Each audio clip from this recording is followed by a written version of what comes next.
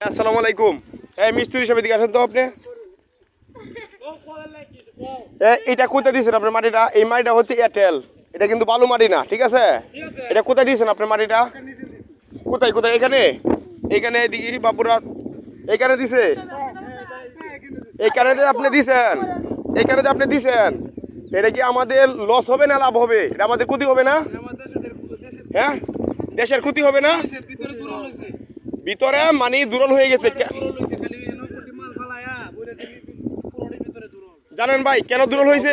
এই যে মাটি দিছে হচ্ছে এঁটেল মাটি দেওয়া হচ্ছে, ঠিক আছে? এখানে যদি বালু মাটি দিত, বিটি বালু দিত, তাহলে আর কোনো সমস্যা হইতো না। এইখানে দিছে হচ্ছে এঁটেল মাটি, এটা বাংলায় বলা হয় একেবারে চিকনা মাটি।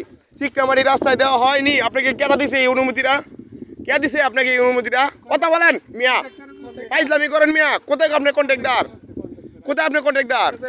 হাসেন মিয়া, ফাইজলামি। আমাদের এলাকার ভবিষ্যৎ নষ্ট করে দিয়েছেন আপনি। এটা নিকলি হাওর, এই হাওরে লক্ষ লক্ষ মানুষ বিভিন্ন জায়গা থেকে আসে এই আমাদের নিকলি হাওর দেখার জন্য।